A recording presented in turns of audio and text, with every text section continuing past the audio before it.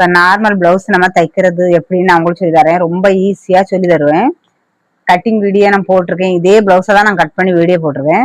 இப்போ அதே பிளவுஸ் நம்ம இப்போ ஈஸியாக எப்படி தைக்கலான்னு உங்களுக்கு நான் சொல்லி தரேன். நான் அன்னைக்கு கட் பண்ணி வச்சு தான் நான் இருக்கு. நேற்று கட் பண்ணதான் இது பாருங்க. இது வந்து மெயினாக நம்ம பட்டிக்கு கட் பண்ணதா, அதனால நான் கட் பண்ணி விட்டுருக்கேன். இது எக்ஸ்ட்ரா உள்ள வைக்கிறவுடைய கிளாத்து நான் வந்து செட் பண்ணி வச்சிருக்கேன். ஏன்னா உள்ள டபுள் கிளாத் வச்சிருக்கேன். திக்கான கிளாத் இருந்ததுன்னா நம்ம ஒன்று வைக்கலாம். இது இதுலேயே இந்த பிளவுஸ்லேயே உள்ளதுதான். இந்த பக்கமும் அதே போல் 2 வச்சிருக்கேன், அந்த பக்கமும் 2 வச்சிருக்கேன். வச்சுட்டு இந்த கட் பண்ணி விட்டுருக்க ரெண்டும் ஒன்று ஒன்றா பார்க்குற மாதிரி ஆப்போசிட் மாதிரி வச்சுட்டு தான் நம்ம தைக்க தொடங்கணும்.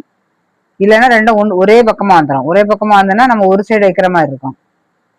இப்போ நம்ம சுற்றிலும் தையல் போடலாம். எப்படி தைக்கணும்னு நீங்கள் பாருங்க.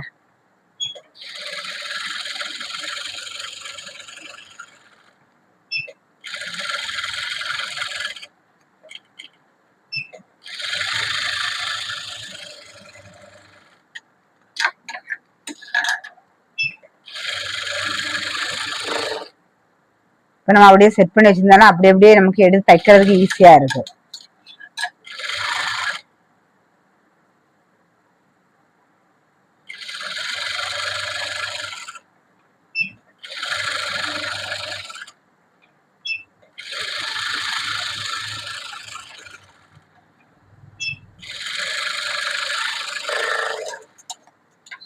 கட்டி தைச்ச பிறகு நம்ம எக்ஸ்ட்ரா இருக்க கிளாத் எல்லாமே கட் பண்ணி எடுத்துடணும்.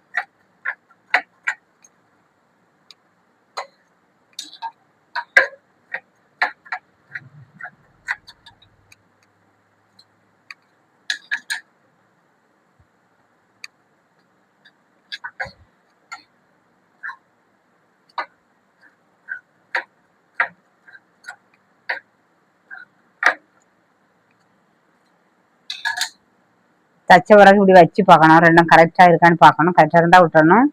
எக்ஸ்ட்ரா இருந்துச்சுன்னா கட் பண்ணி எடுத்துடணும்.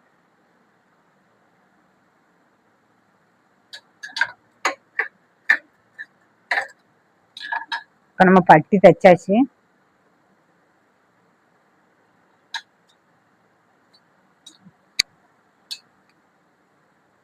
ஃப்ரண்ட் பார்ட்டில் நம்ம டாட் பிடிக்கலாம். டாட் பிடிக்கிறதுக்கு நம்ம 2.25 இன்ச்சு அளந்து கட் பண்ணி விட்டுருக்கேன். இது கட்டிங் வீடியோவில் நான் இது எதுக்காக 2.25 வச்சிருக்கேன், பிளவுஸ்ல எப்படி நான் அளந்துருப்பேன் அதெல்லாமே நான் சொல்லியிருப்பேன். கட்டிங் வீடியோ பாருங்க. அப்போ உங்களுக்கு கட் பண்ணுறது எல்லாமே புரிஞ்சிடும்.